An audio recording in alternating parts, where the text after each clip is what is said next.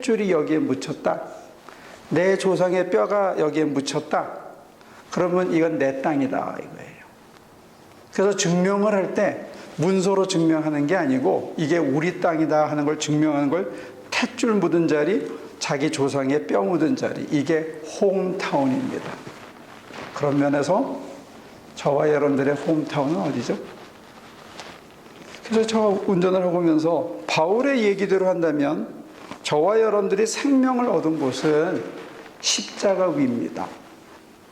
우리의 출생지는 영적인 의미에서 정말로 다시 태어난 자리는 어디냐면 십자가 위에, 거기서 생명을 얻었습니다.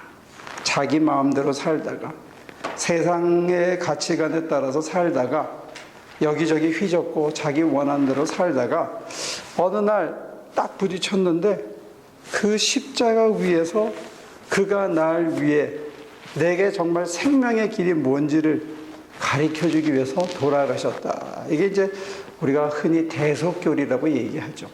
날 위해 죽으셨다.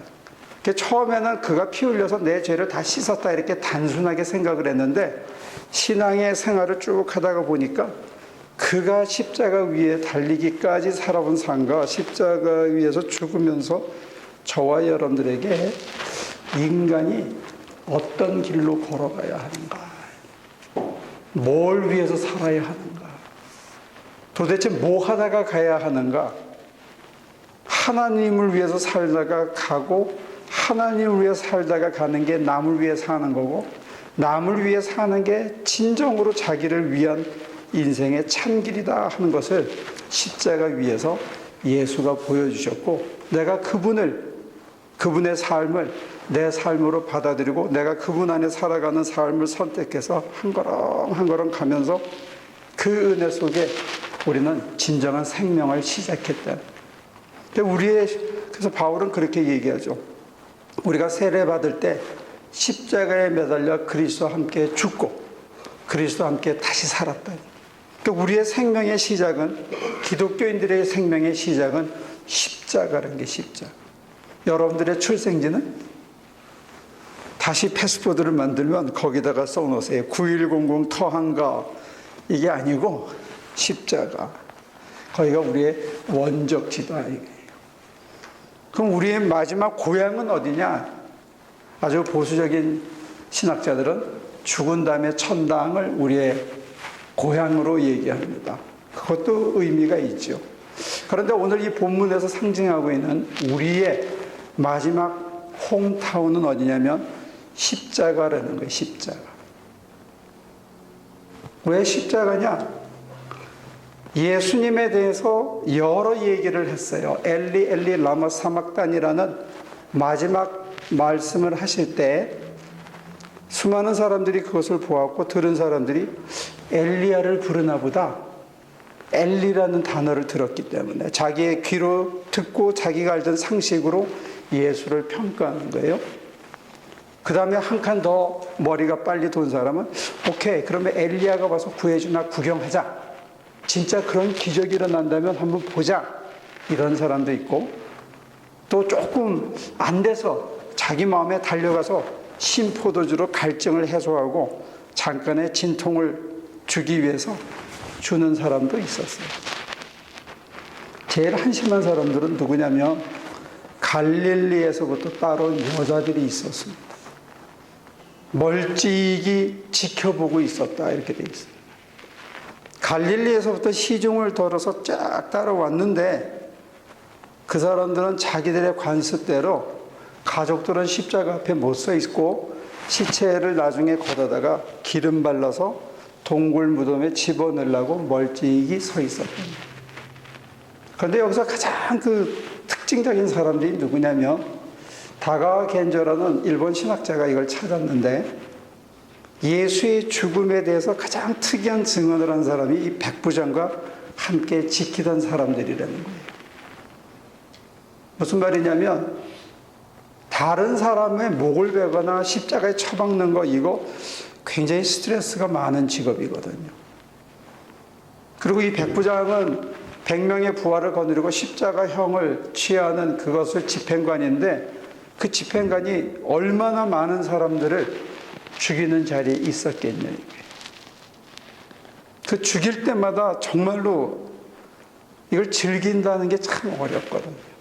스트레스가 굉장히 크고 정말 그 사람들을 짐승이나 로마에 대항하는 악한이나 무슨 마귀 새끼 정도로 생각하기 전에는 사람의 여기에다가 이 뼈와 뼈 사이에다가 굵은 쇠를 거의 완띠 정도 되는 대못을 박아서 여기다 박고 여기도 박고 4개를 겹쳐가지고 그 사이에 두고 박는데 이거 사람이 할 짓이 아니거든.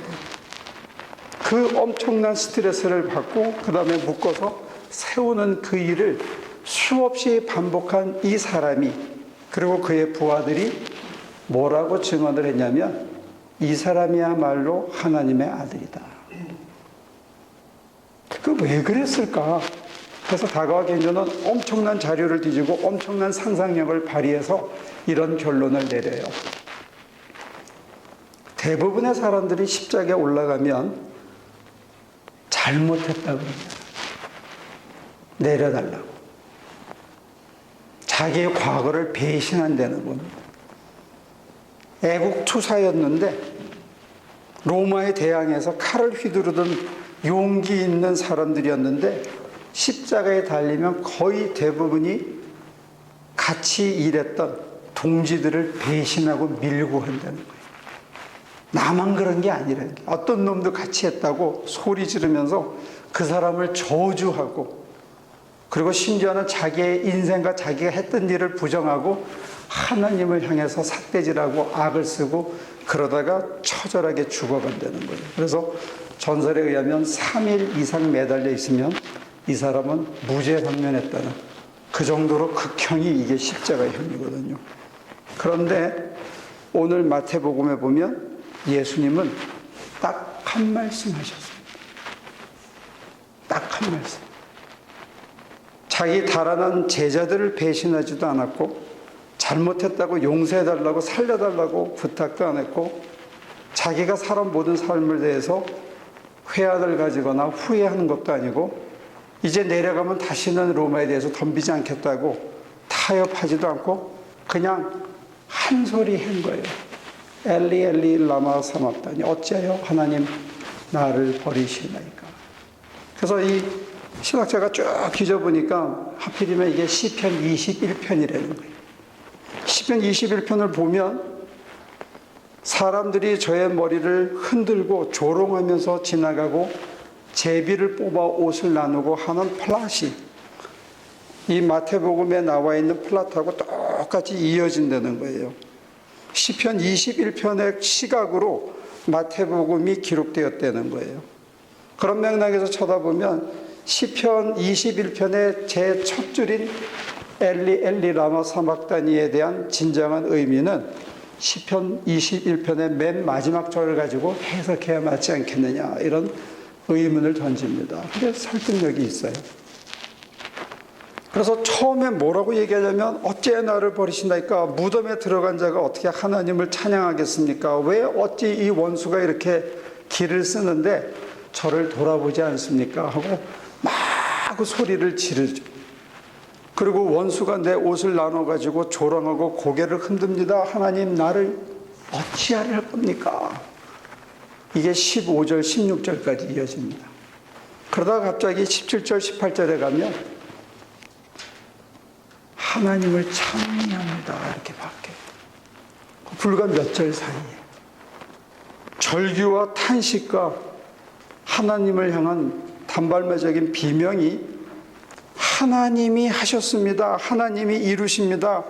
그래서 내 영혼을 받아 주옵소서 하는 의존으로 시편 21편이 끝난다는 거예요. 이 엘리 엘리 라마 사막다니가.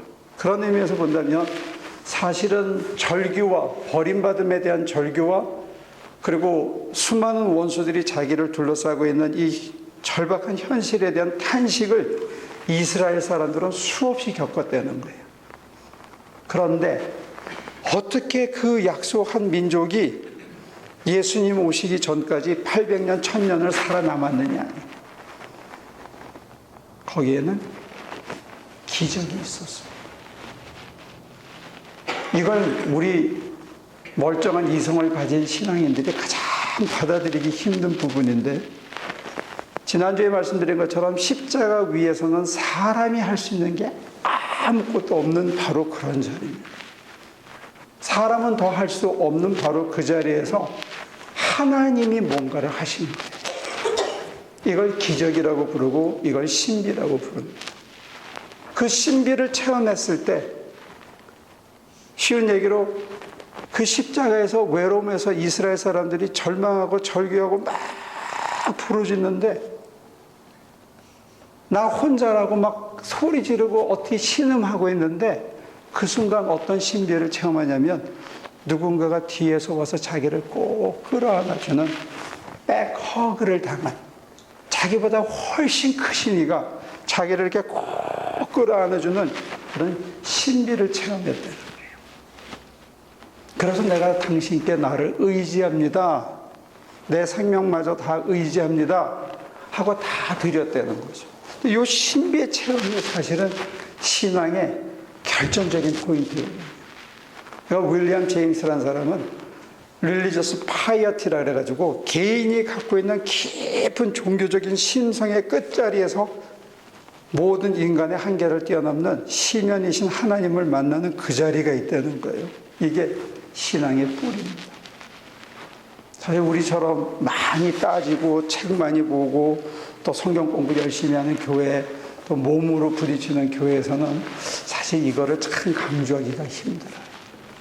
근데 이게 사실은 코어입니다. 용광로 같은 거, 신앙의 원자로 같은 거. 이게 빠지면 다른 거는 다 기능을 하지 못합니다.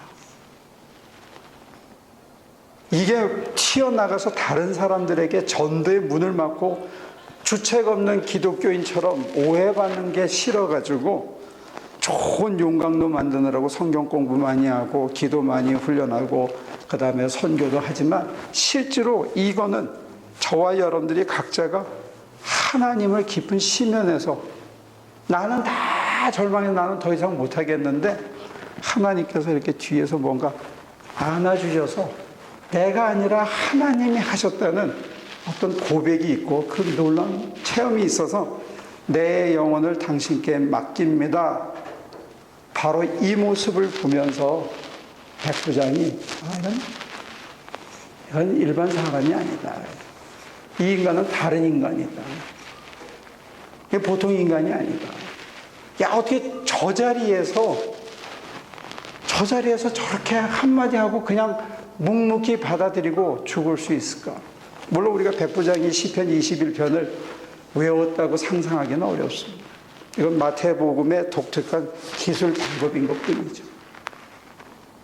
그래서 십자가 위에서 자기의 모든 것을 아무 배신도 안 하고 아무 절규도 안 하고 아무 비난도 안 하고 아무 타협도 안 하고 그냥 죽음을 받아들인 그 신비 앞에, 아, 저는 정말 하나님의 아들이셨구나.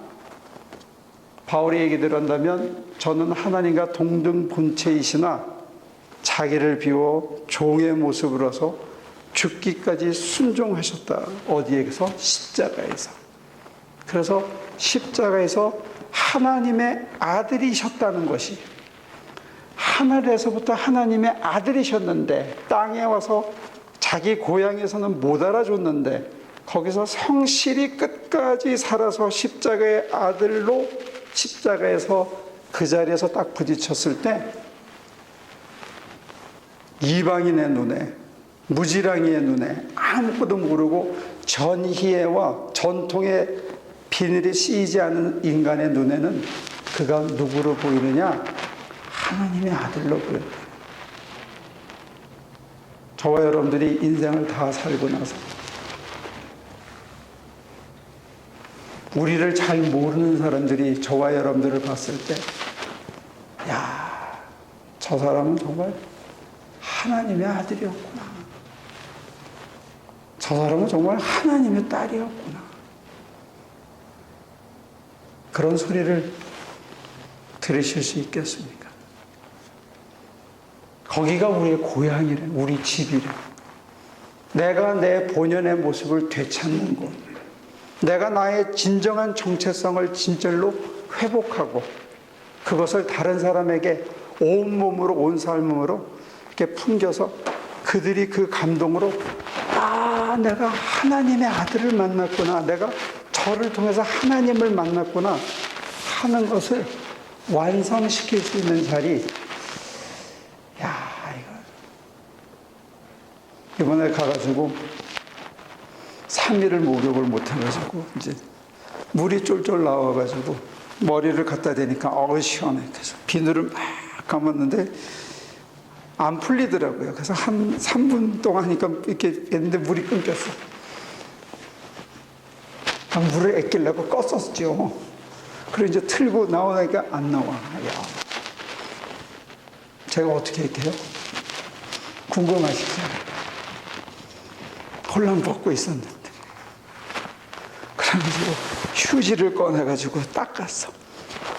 닦고 저기 갔더니 물이 쫄쫄 나와서 대충 씻었어. 근데 첫날 제가 실수를 한 게 반만 했죠. 이제 계단 좀 만들어 봤다 이거예요. 그래서 자루 쭉쭉 긋고 잘라. 해서 착착 잘랐어. 근데 이게 처음에 여기 LA에서 계산해 갔던 폭하고 다르게 돼 있어요. 이것도 저쪽으로 쏠려 있고. 암만 계산해도 안 나오는 거야. 밤 9시, 10시 잘라서 딱 붙였는데 이게 안 붙는 거예요. 그래서 억지로 해가지고 1시 반까지 매달아 놓고 자자. 그러고 이제 잤는데 계단이 이렇게 돼야 될 계단이 이렇게 쏠렸어. 잘못 자른 거예요, 이렇게. 계단이 이렇게 가니까 올라갈 때마다 불편하고 내려올 때마다 불편한 거야. 가만히 계산을 해서 다시 보니까 이게 수평이 안 맞고 길이가 길어. 그래서 나흘째 다 하고 금요일 날 오후에 대충 일이 끝난 다음에 저녁 먹기 전에 그걸 다 계단을 뜯어냈어요. 다 뜯어내서 다시 재가지고 하나씩 박으니까 한 9시쯤 됐습니다. 그래서 이제 다 고쳐주고 그 사이에 이제 우리 김대호 집사님하고 저하고 난간에 이제 샘플을 하나씩 만들어주고 이제는 내가 더 이상은 못한다. 이제 힘이 없다. 그래서 이제 금요일 날 일을 끝냈어요. 사실은 힘이 남아있었죠. 더 해줄 수 있는 힘은 있지만, 육신의 힘은 있지만 마음이 이미 없더라고요. 이제 그만해주자. 이런 마음이 저를 장악하는 거예요. 그래서 맨 마지막에 그 사람들이 정말로 하기 힘든 일이, 안 해본 일이 뭐냐면 이제 샤워장의 그 밑에 구멍을 뚫어서 거기에 피출해블이라는 걸 달아주는 일인데 저는 못하겠더라고요. 그래서 금만 거어놓고 왔어. 그랬더니 토요일 아침에 하나님이 보낸 천사 김대호 집사님이 가가지고 무식하게 그걸 또 다 잘라놨네. 참 일이 안 되려니까. 그걸 또 잘라놨으니까 어떡해. 그래서 정말로 하기 싫은데 올라가가지고 그걸 마지막까지 다 잘라서 또 구해서 연결해주고 나니까 그 지붕에 올라가서 이게 사다리로 한 25피트 이상 되는 사다리를 타고 올라가야 되는데 거기는 못 가겠더라고요. 가야 되는데 못 가겠더라고요. 저는 고백합니다. 그게 저의 십자가였다. 십자가를 져야 할 자리인데 마지막 2%, 마지막 5%가 늘 모자라는 거예요. 하루 전날 계단을 자를 때는 우리한테 힘이 있었어요. 그 난간마저 해줘도 뭐 우리가 죽을 거 아니에요. 근데 하기 싫은 거예요. 너네가 해라. 첫날 정말 꼼꼼하게 잴 수 있는데 방만 했어요. 5%, 10%가 늘 매일 모자라는 거예요. 십자가에 달려서 남을 위해 산다라고 고백을 했지만 언제나 5%가 모자라고 2%가 그날 5%가 모자란 걸 그 다음날 하나님이 힘주셔서 겨우 메꾸면 그 다음날 또 모자라. 그리고 마지막에 그걸 좀 마저 해줘야 되는데 그게 또 여전히 모자라. 그래서 아마 바울이 그렇게 고백했는지 몰라요. 나는 죄인의 괴수다. 오라 나는 공고한 자다. 내가 원하는 선은 행치 않고 내가 왜 이러나. 주님을 위해서 주님께 시간을 들여서 갔는데, 여러분들이 허락해 주셔서 시간을 내서 갔는데 그 사람들 위해서 하라고 간 거잖아요. 그게 제 일인데, 그 마지막에 너와 나를 나누는 그 간극을 제가 매일 요만큼씩 못 넘어가더라고요. 그 마지막에 절 죽이면 되는 그 자리인데 그걸 못 넘어가더라고요. 그런 저를 하나님이 뒤에서 이렇게 안아주시는 거예요. 그 모자라는 저를 누구보다도 다 잘 아시면서 그래도 또 끌어안아주시고 또 안아주셔서 또 한 칸 가게 하고 또 한 칸 가게 하고, 그래서 늘 부족한데 그 부족함을 누군가를 통해서 아니면 그 다음날 또 힘을 줘서 그걸 조금씩 메꿔가면서 여전히 모자라지만 그 위에 넘치는 은혜로 한 칸씩 끌고 가시는 하나님의 신비를 경험하는 것 같아요. 저는 여러분들에게 고백합니다. 우리들은 십자가가 우리가 진정 인간답게 살 수 있는 것이 무엇인지 그걸 가르쳐주고, 십자가 위에서 정말 우리가 인간으로서 다시 태어났다면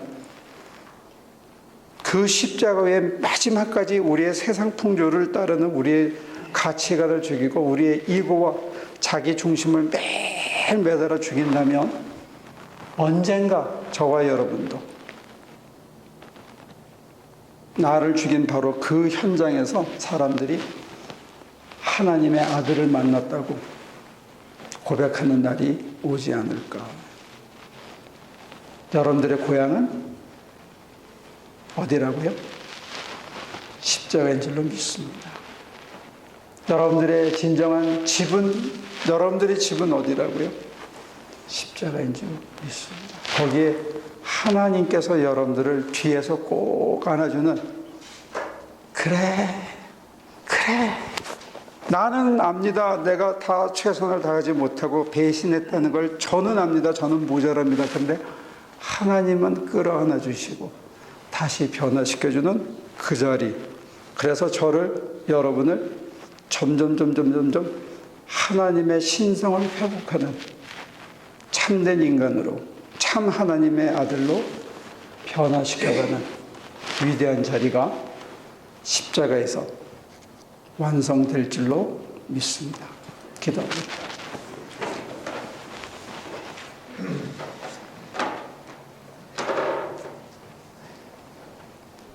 그렇게 끈질기게 자아를 내려놓고 나를 죽인다는 게 이렇게 힘들다는 것, 주님 앞에 다시 한번 고백합니다.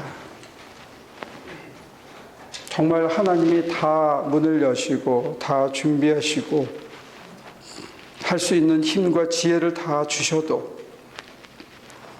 마지막에 상대방이 또 주어진 상황이 이렇다 저렇다 핑계대면서 그것을 받아들이지 못하는 우리들입니다.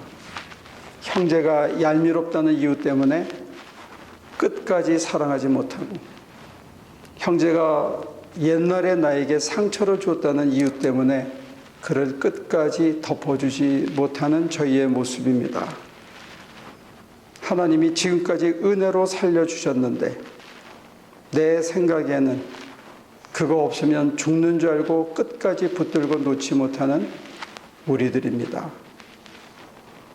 내가 계획을 세우고 내가 원하는 대로 살아서 한 번도 성공한 적이 없다는 걸 누구보다도 스스로 잘 알면서도 하나님이 문 열어주시기까지 기다리기보다는 우리 스스로 계획을 세우고 남들이 보기에 번듯하게 보이기 위해서 그 알량한 체면을, 그 알량한 위신을, 그 알량한 자존심을 십자가에 못 박지 못하는 저희들입니다. 하나님 도와주시옵소서. 십자가에 우리 전부를 매달아 죽이게 하시고 그곳에서 다시 매일 다시 한번 태어나는 역사가 있게 하시고 십자가 위에서 하나님의 형상을 점점 닮아가는 놀라운 기적을 체험하게 도와주옵소서. 예수님의 이름으로 기도합니다. 우리가 저마다 제 갈 길로 가고 우리를 고집하고 세상에 푹 빠져서 세상 자랑, 안목의 정욕에 휩쓸려 살아갈 때도 우리를 있는 모습 그대로 받아주셨던 우리 주님,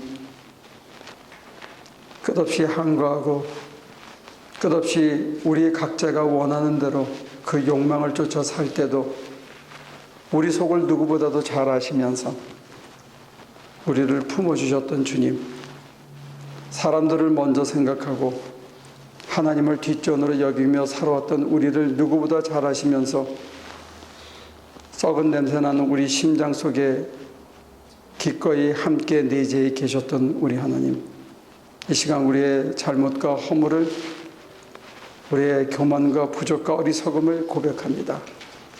우리를 살리기 위해서 진정 십자가의 길이 뭔지, 남을 위해 사는 길이 뭔지, 하나님을 위해 사는 길이 뭔지, 진정 나 자신을 위해 사는 길이 뭔지 몸소 다 보여주셨던 우리 주님, 정답을 알면서도 벽을 만날 때마다, 사람을 만날 때마다, 일을 만날 때마다 허물어지고 나를 챙기는 우리의 연약한 모습을 고백합니다.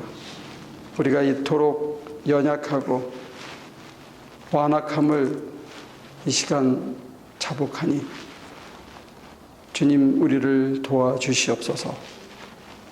머리로는 다 아는 것 같고 말은 그럴싸하게 하는데 마지막 몸이 따라주지 않고 몸으로 부딪혀야 하는 자리에서 수없이 넘어지는 우리 모습을 고백합니다. 주님, 우리를 도와주시옵소서.